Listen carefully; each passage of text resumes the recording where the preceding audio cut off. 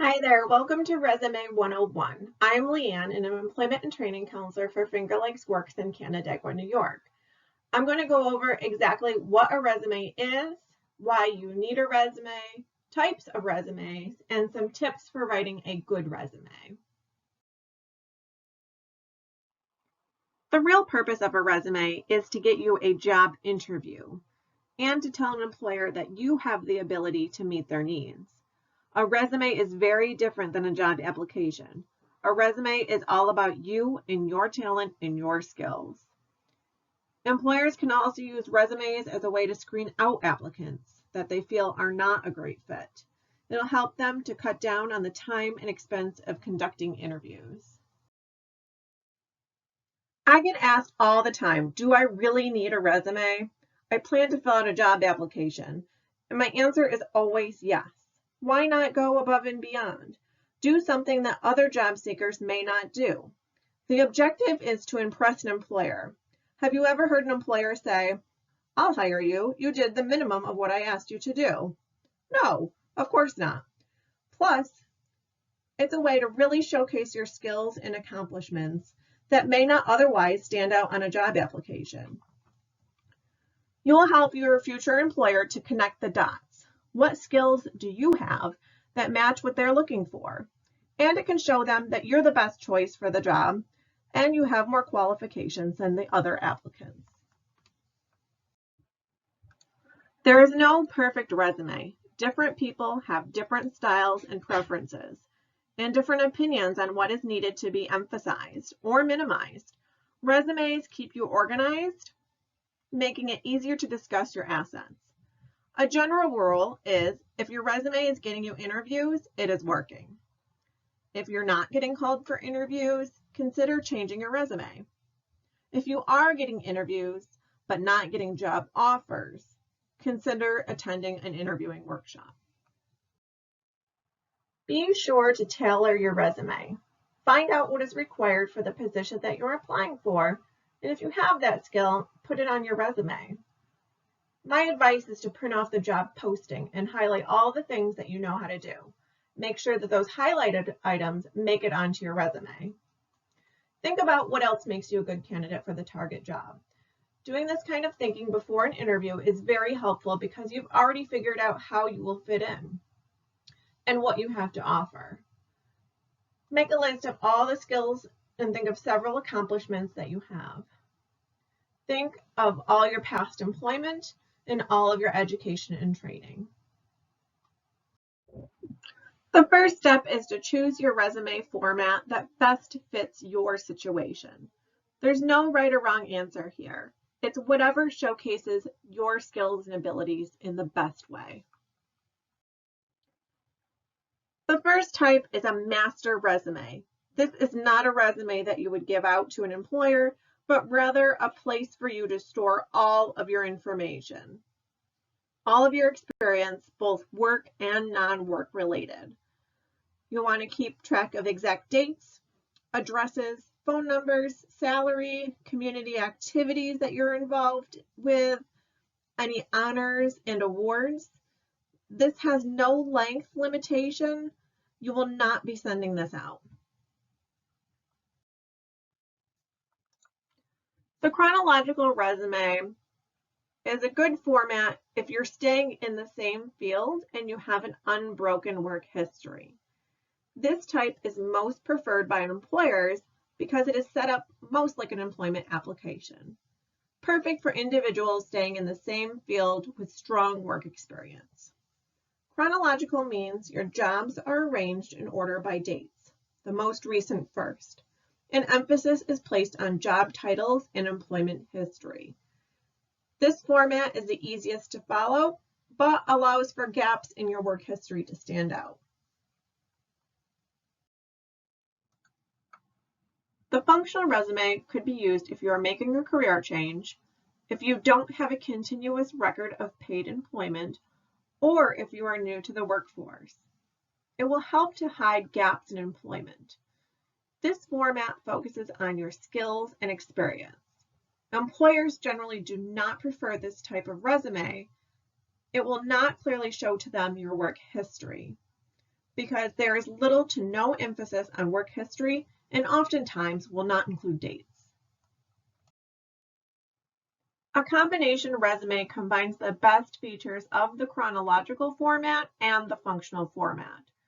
This format is especially useful when your relevant skills or the skills required for your target job are not obvious.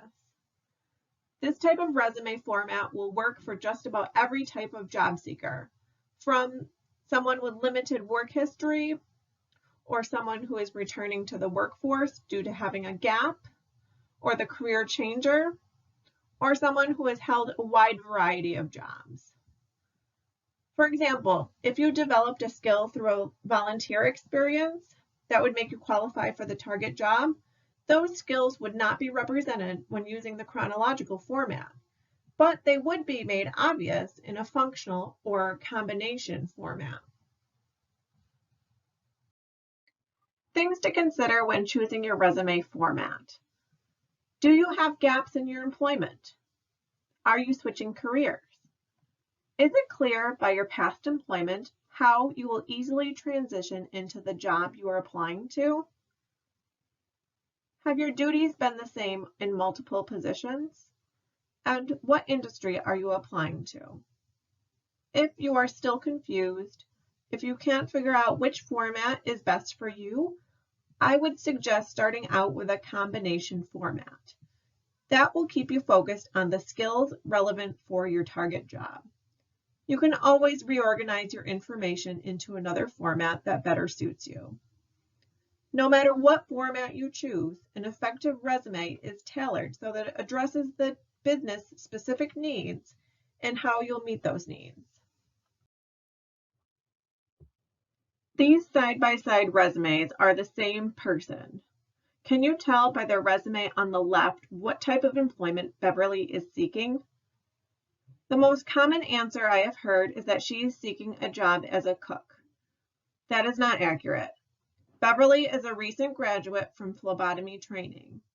That information is on her resume, but it's hidden down in the middle, under all of her cooking experience. We've all heard that employers spend 7 seconds or less reviewing a resume.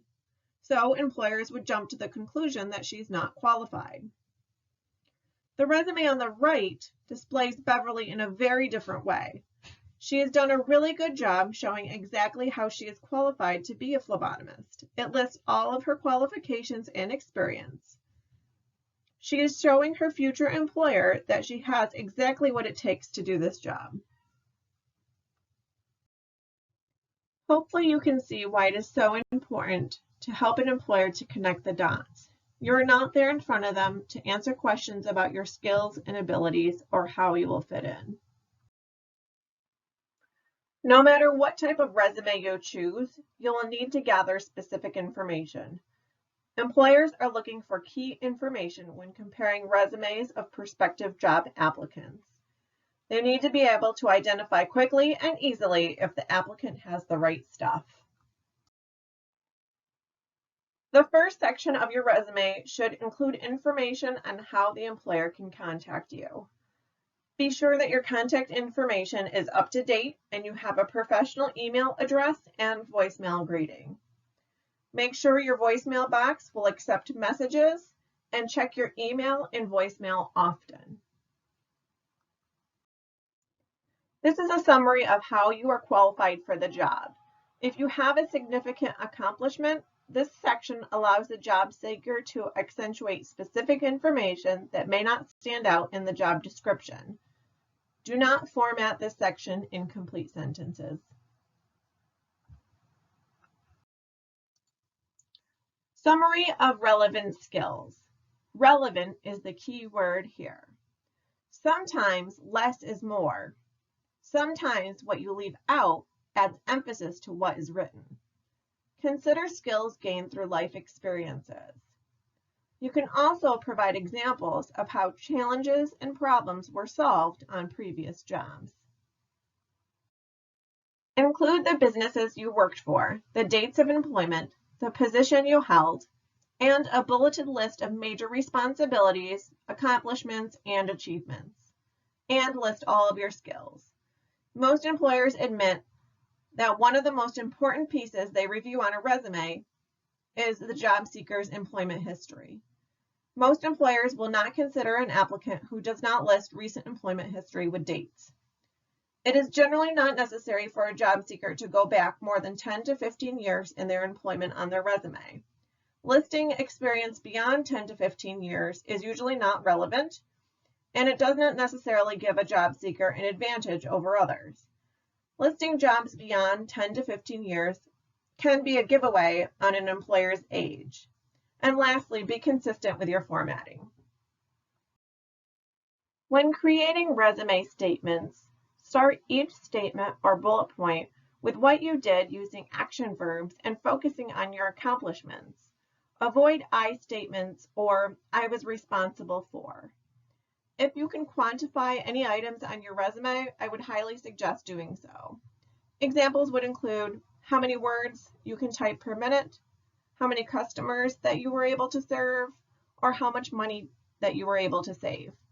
Using transferable skills in this section is also acceptable. A transferable skill is a skill that you can take with you no matter what industry you work in. For example, customer service would be a transferable skill. If you are a hairdresser or a salesperson or an administrative assistant, you would need this skill. If you look at the example on the right, it is the same information and it is presented in a different way. The revised statement on the bottom just allows for a quick read and highlighting of key points. Listing the education, certificates, or licenses required for a specific job is necessary for a candidate to be seriously considered. Including education that is not relevant can sometimes work against a job seeker by making him look overqualified or unfocused. Using graduation dates is not necessary unless you are a recent graduate and seeking a position in a field requiring a recent education. Dates may also allow an employer to guess your age. When listing post-secondary education, including high school education is unnecessary and may waste valuable space. Just to review some helpful resume tips.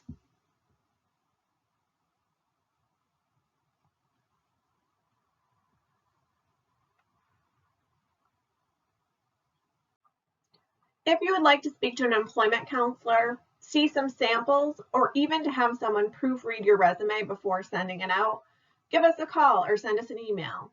We have 5 career centers in the Finger Lakes region. You can also log on to www.fingerlakesworks.com to find the closest career center to your home and to find out about all the other services that we have to offer.